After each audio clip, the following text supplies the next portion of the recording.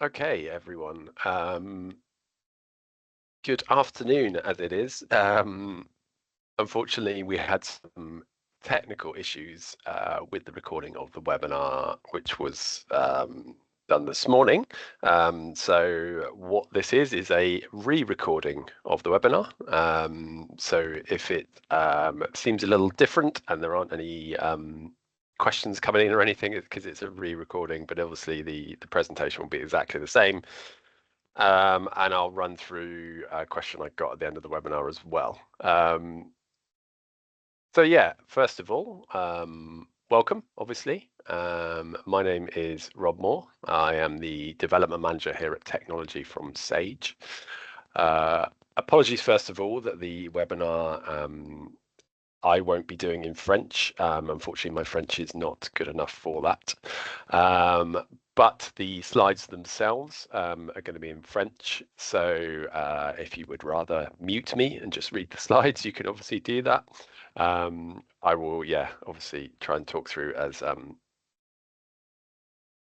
comprehensively as I can. And then obviously, as I said, the slides are going to be in French as well. So a question we kind of always start with, or I tend to start with when demonstrating or presenting about Lean Library, is to ask the question, can a Google search directly lead to your catalogue? And hopefully over the next kind of around about half an hour or so, we'll answer that question as to whether we think that's true or not. This is what we're going to talk through. So first of all, it's going to be an introduction to Lean Library and an introduction to technology from Sage, who are the owners of Lean Library. The next thing we'll do is talk through some of our what we call our librarian futures reports, of which there have been 3. And I will make sure the link for those is shared within the slides as well. So if anyone is interested in downloading the reports, they're free to download. They can do that. And I'll make sure the slides come along with this recording so they can do that if they want to. Next, we'll take a look at the bulk of the kind of this recording to be looking at Lean Library itself. We'll then look at some of the French institutions that are accessing Lean Library currently, and then we'll have a quick look at a case study at the end as well. So without further ado, an introduction to Lean Library and technology from Sage. So technology from Sage, as the kind of name suggests, is part of the Sage Publishing company. So Sage Publishing have been around for more than 60 years. You probably are aware of Sage. They are a publisher mainly in the kind of higher education sector, completely independent publisher, and mainly publishing the kind of the world of social sciences, really. Obviously books and journals and things like that. Technology from Sage started really as a company about 2 or 3 years ago, and it's a bringing together, I guess, of 3 pieces of software, or 3 products really. So one being Lean Library, obviously, which is what we're going to mainly talk about today. One being Talis Aspire, and then the other being Cywheel. So Talis was brought under the Sage umbrella in around about 2018. Talis is a reading list or resource list management system, which some of you may be aware of. Lean Library is obviously what we're going to talk about today, and then Cywheel is a reference manager. So yeah, three products underneath the technology from Sage banner. And as the title of obviously this presentation suggests, we're going to mainly be focusing on Lean Library. So into these kind of librarian futures reports, there are 3 of these, as I said. They've been conducted internally, but with help from a number of institutions around the world. So around about 4,000 librarians from around about 1,500 institutions had inputs into these reports. They were also published in partnership with some of our partners, so people like companies like SpringShare and Cite and OCLC and people like that. Lots of analysis in there into both our own statistics and also the thoughts and responses, as I said, of those around about 4,000 librarians we've interviewed around the world, or got information from around the world. Lean Library itself, it was founded in 2016 by a librarian from Utrecht. This librarian noticed that his students were spending less time in the library and were conducting, and whether that is the physical library, when I say library, I mean both the physical library and, essentially what the library is providing, so whether that be a discovery service or a library A to Z. And they were conducting most of their research online. So he wanted to develop a tool, which is what Lean Library is essentially, that brings users back to the library environment, or brings users back to those subscribed resources that we appreciate that you and other libraries spend lots and lots of money on in terms of the content itself. So a little bit more information from these Library of Futures reports. It probably doesn't surprise you, any of this, but we did some research within the reports into where both students and faculty start their research journey. So with students, you're looking around about 26% starting their journey at the library. So whether that be discovery service, A to Z, wherever it might be. And actually for faculty, that drops down to 21%. So you're looking at 79% of faculty and 74% of students who are starting that research outside of the library environment. And then furthermore, if we look at kind of Google Scholar statistics, around about 48% of students are starting their research journey at Google Scholar. So obviously, not necessarily within the library environment.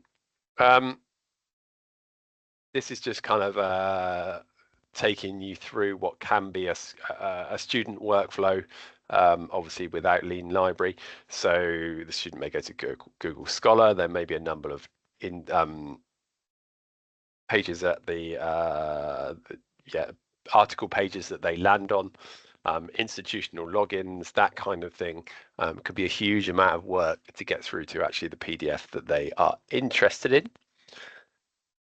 And the majority of students, unfortunately, and it probably wouldn't be surprising to hear that they are not aware of the range of resources and services offered by their library.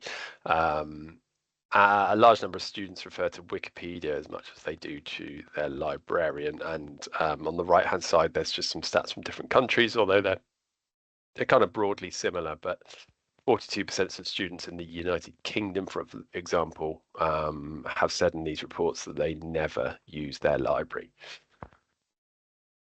But, and this is a but, the majority of students would prefer to receive some support from their library during their research. So it's not that these students don't want any involvement from the library, or don't want any, they don't want any information from the library at all. So it's contrary to really the expectation that students want to conduct their research independently. In reality, 88% of students would like to be supported by their library during their research.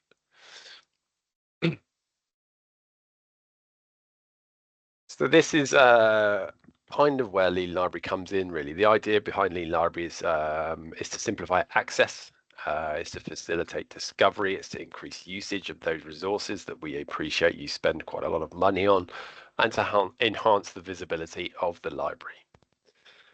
So these two images are showing you kind of a little bit of a before and after in terms of the way Lean Library works. So the before being that the library really is a destination that must be frequented for research, whether that is a physical destination in terms of the library building, or whether that's a virtual destination in terms of the discovery service or the A to Z. It's somewhere that the student or the researcher or the academic must go to conduct that research.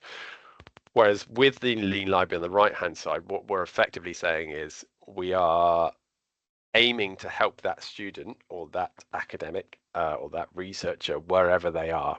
So whether they be on Google Scholar or Wikipedia or one of your subscribed resources like CINAHL or Springer Nature or whatever it may be that they are, our aim is to kind of highlight content to them that they have access to wherever they are, rather than them needing to come to the library to see that the content.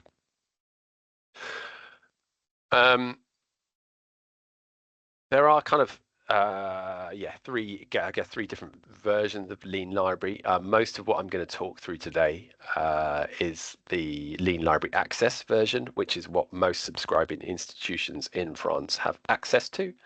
So most of what I talk through will be available with Lean Library Access.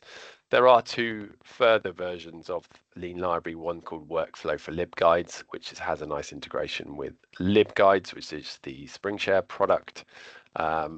But it can also integrate with any other LibGuides at all, so it doesn't necessarily need to be SpringShare. And then we also have Lean Library Futures, where we bring in lots more functionality. I'll show a little bit of that today, but the main focus will be on Lean Library Access, and that is what most institutions in France subscribe to.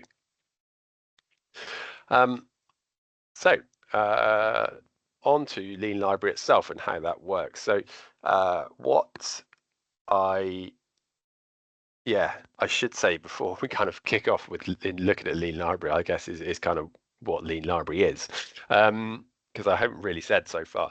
So Lean Library itself is a browser extension. So it requires the student to download the extension onto the device that they are using. It works on any browser. So if they use Chrome, if they use Edge, if they use Safari, if they use Firefox, it's absolutely fine. There's a version for each of any of those. But yeah, it does require the student to download that browser extension. And the idea with Lean Library, once that extension is downloaded, is that they basically indicate where they are studying, and that is how the extension knows the content to highlight to them and push them down certain pathways in terms of access. What I do want to point out is that what we are trying to do with Lean Library is not to brand it as Lean Library. We are trying to show that the extension is actually provided by the library. So whenever we kind of push students towards subscribed content, then we are not kind of trying to show it as a Lean Library extension. We are trying to show it as an extension that is provided by the library. So you can brand it in terms of your logo, you can brand it in terms of the colorings, all that kind of stuff. So very much a library extension, browser extension, not a kind of Lean Library branded extension. The first feature we'll look at is called Access. Access provides your library users with simplified access to e-resources that you subscribe to. So this really is looking at if a student kind of lands on one of your subscribed resources, but they've got there via Google or somewhere like that, they may not know that they have access to some of the content within that kind of platform. And so what Lean Library will do is will pop up, and it will pop up in the corner, as I'll show you in a second, and it will push students into accessing that content. The access feature, or all features within Lean Library, so in terms of authentication, there are three methods that we can set up for your library. So we've got Easy Proxy, Open Athens, or Shibboleth, and actually if you've got different ones set up for different resources, we can actually facilitate that as well. So they're the three methods that are used. Easy Proxy does tend to be the most common one, but we can do Open Athens and Shibboleth as well. With Easy Proxy, we can also automatically import your resources. So and that actually will update daily as well. It's quite simple to set up, so it means that you don't need to keep, on top of what is in the Lean Library kind of dashboard in terms of what you have access to. It does it automatically. So that's nice bit of functionality for that. So this is an example of the access feature working. So you can see if I'll wait for it to go back to the start again. So the student has started, and they may have heard in a lecture that there is some great content on JSTOR for the module they are doing. They've gone to Google and typed in JSTOR because they've not gone to the library, unfortunately. Gone to JSTOR itself. The Lean Library pop-up has popped up because it knows that they're studying at a certain institution that has access through the access feature to JSTOR. The pop-up comes up on the right-hand side. They click on Get Access. the pop-up sends them through their usual access protocol, so easy proxy, open access your shibboleth. They come back to JSTOR, they're signed in, they have access to all of the content that you subscribe to within that platform. So yeah, pretty kind of simple. So if the student lands on the in the resource, but they haven't come through the discovery or haven't come through the A, we can push them to their subscribed kind of resources within that platform. So yeah, quite simply, that's the access feature. So the next feature I want to show you is the alternatives feature. Now, alternatives is basically where we are providing alternatives routes to full text content, whether that be articles or ebooks, when a user perhaps lands on a page that isn't the kind of the subscribed version for that library, if you see what I mean. The kind of the how of how we do this is that we integrate with your link resolver. And then once that's done, you don't need to do anything else, and it's pretty easy to set up, to be honest. And what it will do for the user is if they land on a page of an article that they would like to view, but they're not on the page that is the subscribed version for your library, the extension will look for a DOI on that page. It will search the DOI. It will ping that against the link resolver. If we get a response in terms of a subscribed version, the extension will kick in on the right-hand side. You can authentication if required, and then you get access to the subscribed version, which is obviously on a different site in this instance. So yeah, that's the first thing it's going to do, is going to try and push you towards a subscribed version of that article for you or for the user. If it can't do that, the second thing it's going to do is try and find an open access version. So again, with the DOI, it's looked for it on the link resolver, can't find a version on the subscribed, within your subscriptions. It will then look for an open access version. It does this by looking against two databases, the unpaywall database and the core database. If it can find one version of it, then great. The pop-up kicks in. They click on get article. In this instance, there's obviously not going to be any authentication because we're talking open access. They get straight through to a PDF. In the same way, or works exactly in the same way for books. So a student lands on Amazon in this instance, which students are going to land on pretty frequently. And what the extension is doing now is looking at the ISBN.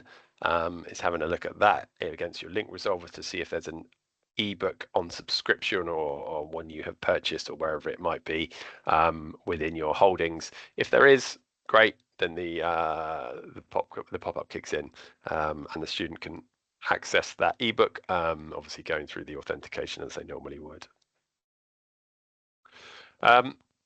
Similarly to the article alternatives with ebooks, the second thing it will do is if it can't find a version within your holdings, it will see if it can find an open access version. And it does this by searching against the DOAB database, so the database of open access books. If it can find a version, then great. It will send the student to that version of the ebook. And there you go, straight into the PDF, which is great. I should mention that the order that I showed you that the extension will work is the order we typically have it set up for most institutions. So the first thing it does is look for a subscribed version. The second thing it does is look for open access version. You can change that round if you want to. So if you would rather an open access version is surfaced first before it looks for a subscribed version, then we can do that for you. But typically people have it the way round I've shown it. And then lastly, for books as well, we have also got a newish bit of functionality where we're looking at whether there is a print version available. At the moment, what the extension does is allow you to integrate your discovery service. So if you click, or if the student clicks on check for print, it basically sends the ISBN to your discovery service, and the student can see whether there's a print version by doing that. what we are doing, we're doing some kind of we're basically updating or improving the extension at the moment.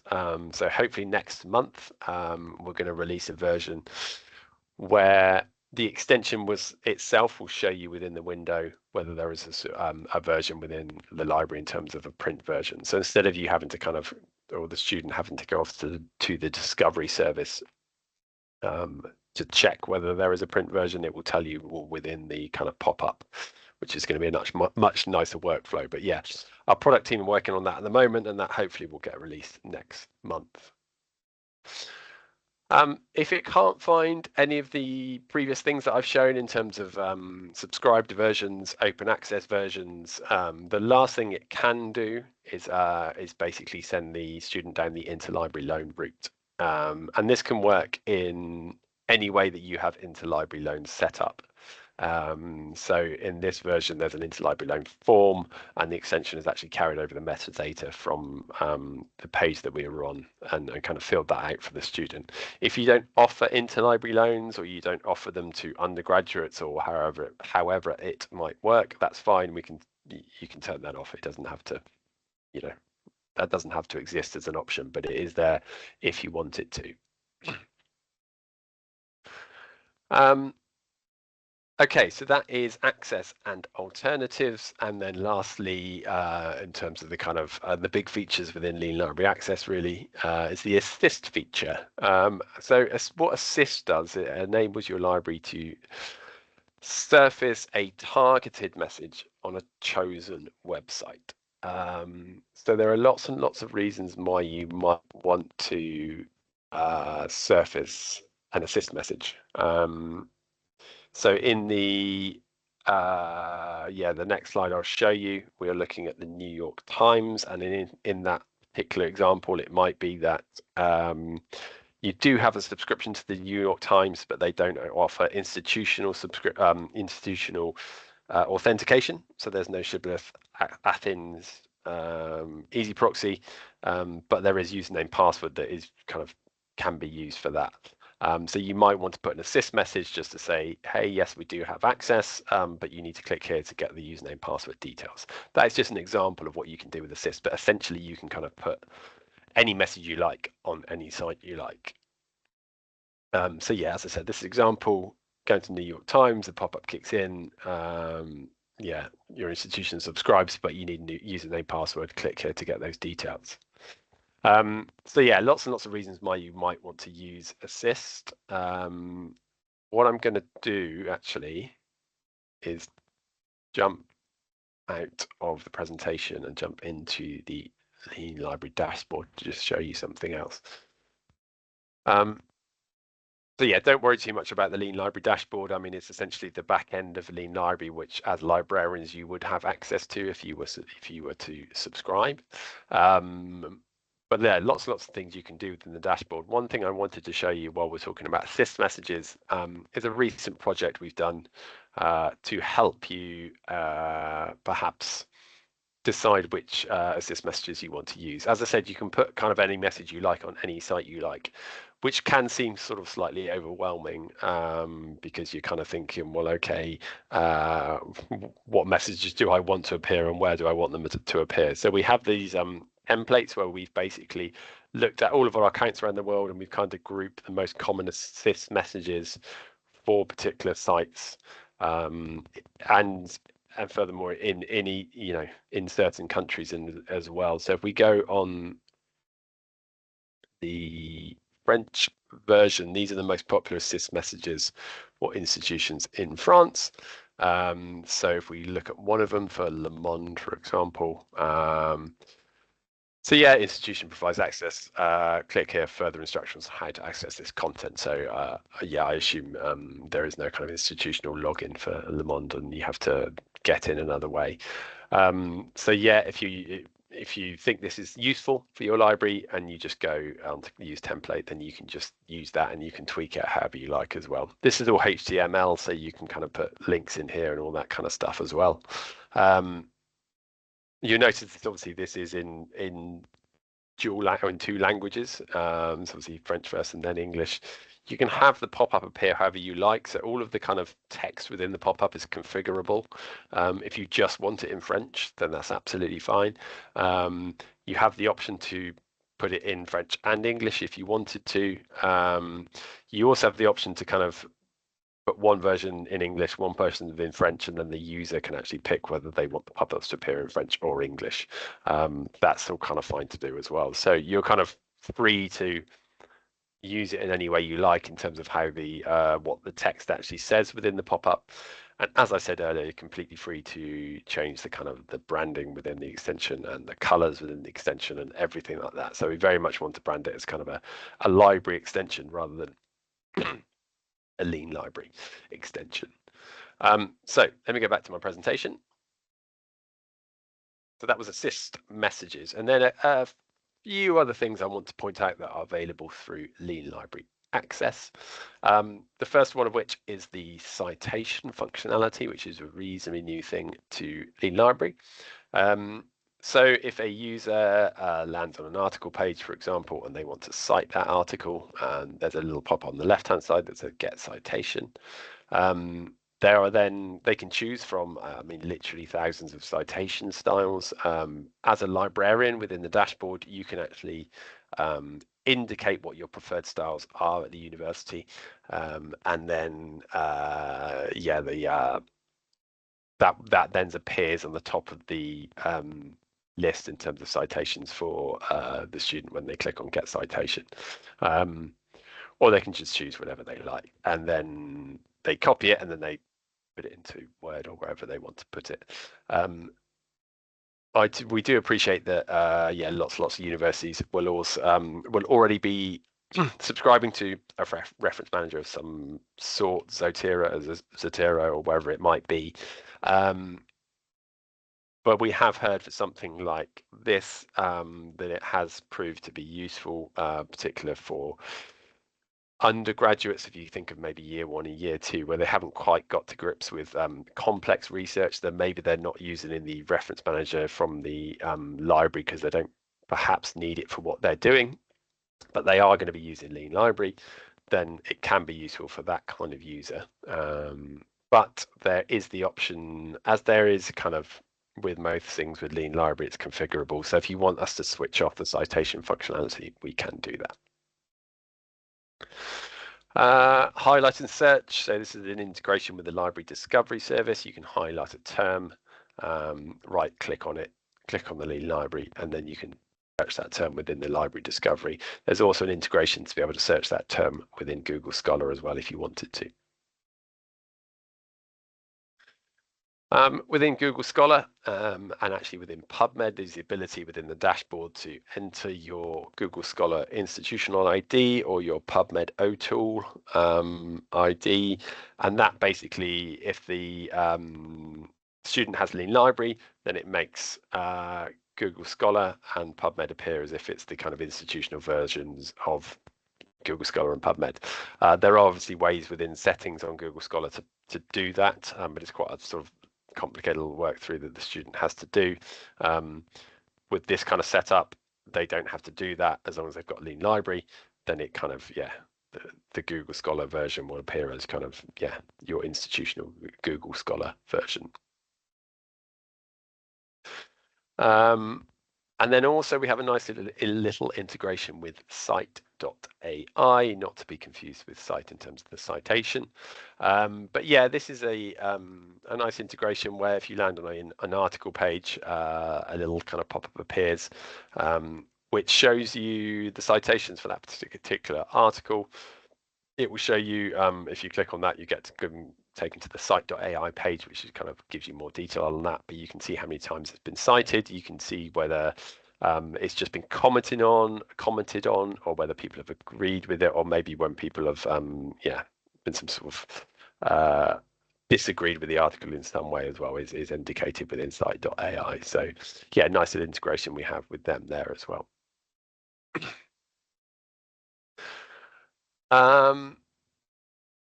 Sorry, go back one to cite.ai. So basically, everything I've shown you so far up until this point is functionality that you would get within the library access. So as I said, it's the kind of the common version of Lean Library, and certainly the one that is subscribed to by most institutions in France. What I'm going to move on to now is just show you a little bit of functionality that we have in other versions of Lean Library as well. So a little bit more kind of, I guess, involved integrations that we have. So the first ones that I wanted to show you is the LibGuides integration. So you can integrate your LibGuides, whether that be through some of their SpringShare LibGuides. If they are SpringShare, great. There's a proper API for doing it. If they're not, it doesn't particularly matter. You can still do it. But you might want to surface those LibGuides that you spent lots and lots of time writing on the page that the student lands on, where the LibGuide is useful. So there is a how to search on Wikipedia LibGuide, for example, here. The pop-up kicks in because the student has gone to Wikipedia. They click on Library Guide, and then it actually appears within the pop-up. You can make it appear in a different window if you wanted to, if you don't like the kind of within the pop-up functionality. But yeah, that's just obviously to surface those LibGuides at the point of need for the student.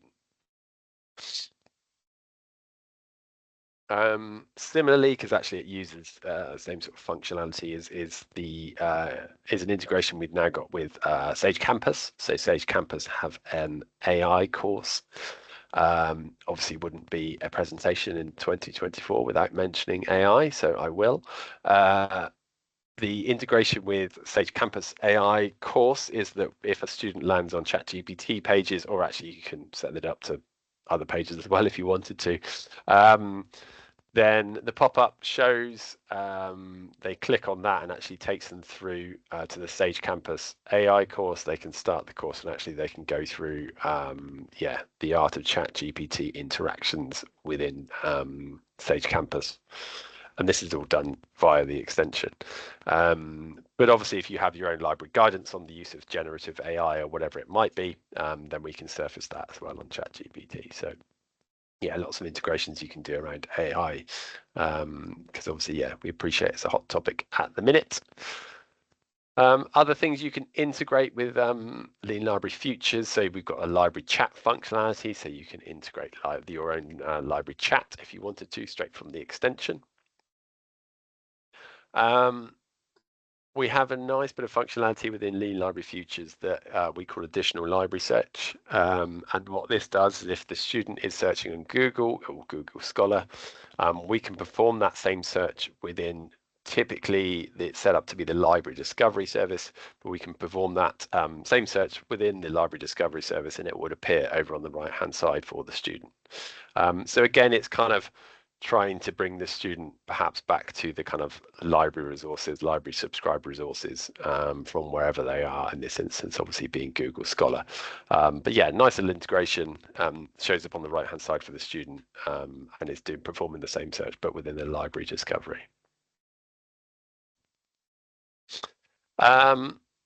And then lastly, within Lean Library Futures, I wanted to quickly show you a keyword enhancement. So this one is showing a keyword enhancement for Sage research methods. So essentially, the enhancement is that there are a selection of keywords that we've added for Sage research methods that you can say you want to activate on certain sites, for example, Wikipedia. The student would then search on Wikipedia, and those particular keywords would be highlighted, and the student can hover over them, and then they can go to that particular keyword page. In this instance, within Sage research methods, but we can set it up for other things as well. So yeah, nice bit of functionality, nice bit of integration to again try and highlight some of the excellent content that the library does have to the student.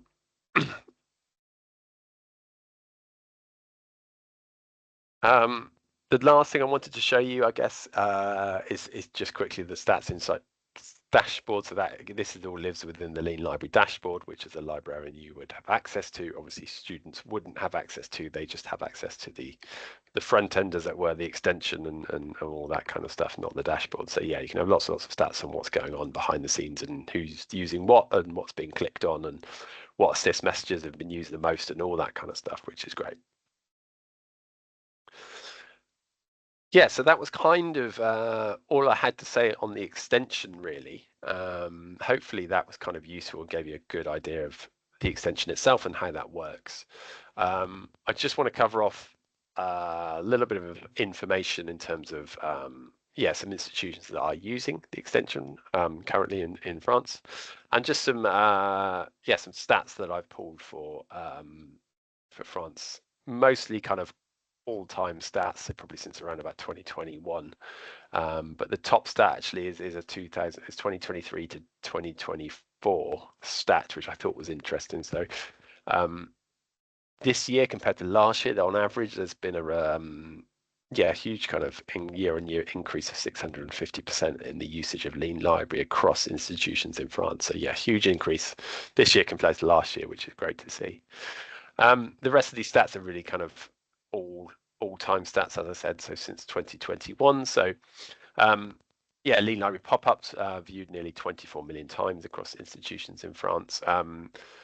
Users have unlocked open access content over 1.8 million times. So saving libraries and users, a rather kind of guesstimation of 69 million euros. But that is based on a cost per article of around about 35 euros an article. And no, we appreciate that everyone who lands on an article page not knowing there's an open access version isn't going to pay for that article. And we completely get that. But that's just to give you an indication of the kind of cost savings that can be involved. Assist messages, which are used quite a lot in France, actually, which is great. They're designed to guide and support students, obviously, viewed nearly 2.4 million times over this period. And then, Lean Libraries help patrons in France save approximately 480,000 hours by simplifying access to library resources. A few quotes from some librarians in France, which is great to see. The one I like is the University of Bordeaux quote, which is obviously talking about a tool, Lean Libraries being a tool that allows them to position the library's collections and services as close as possible to the needs of their users. And that's really what we're trying to do with Lean Library, is to try to kind of bring the library to where the user is, which we appreciate isn't always the library environment.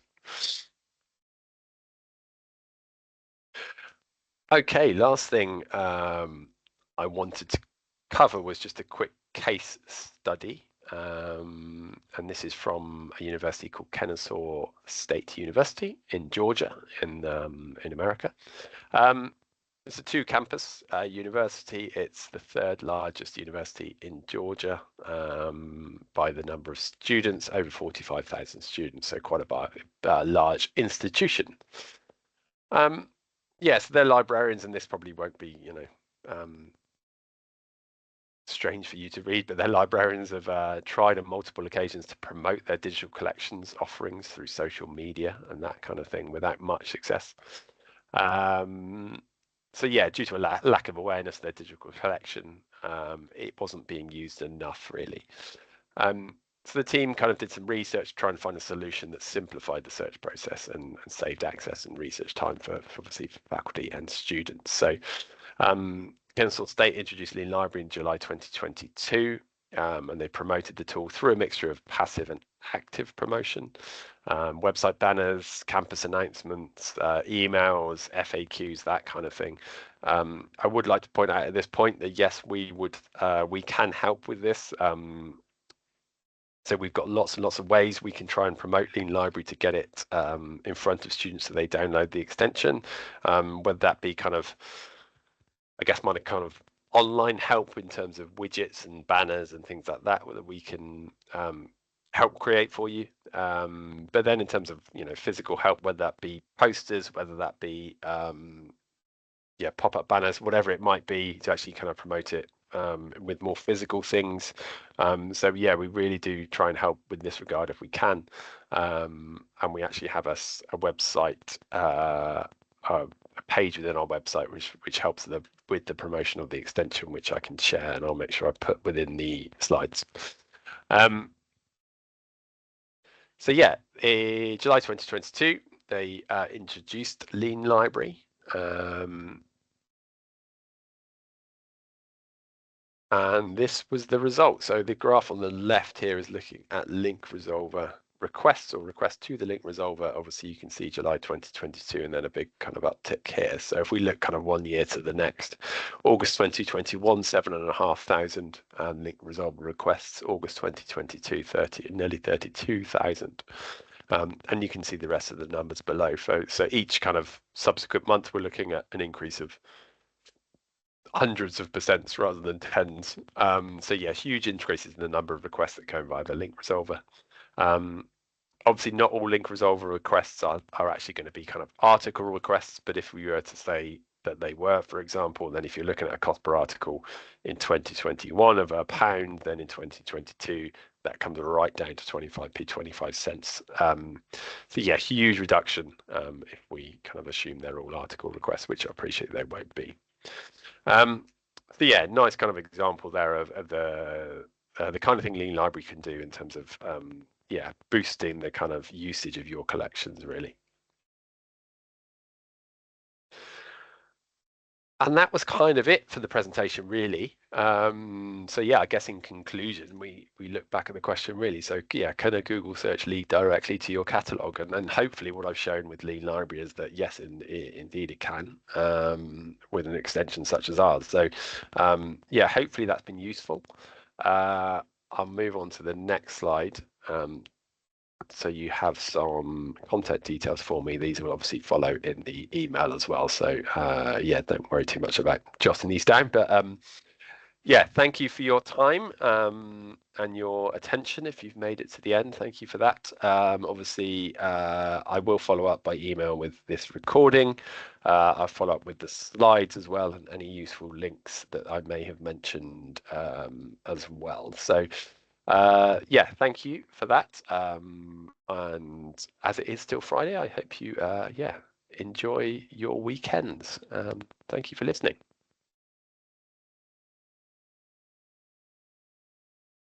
Sorry, I've just realized I haven't mentioned the the logo in the bottom right here. So yeah, we do obviously have an agreement in France with Couperin, and that agreement yeah, means that there is kind of published pricing for Lean Library, which you may well have seen.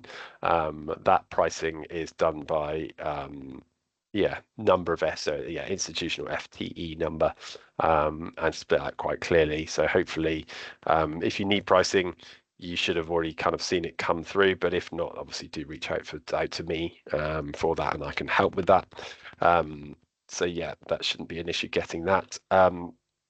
Sorry, one thing I did also want to cover, there was a question on the original webinar this morning talking about kind of, or I think the question really was around, do you need to get the users to download the extension essentially?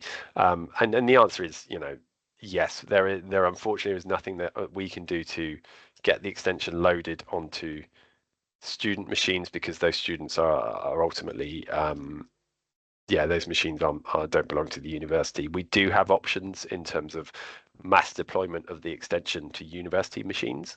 So what we can do is work with your IT team to get the extension mass deployed to all kind of machines that are owned by the university, and that actually really helps a lot because what that does is increases the visibility of the extension, so that students, when they're using a university computer, see it and go, okay, this has been useful for me, I wonder what this is, kind of thing. So actually massive increase of users when people do that, which is great.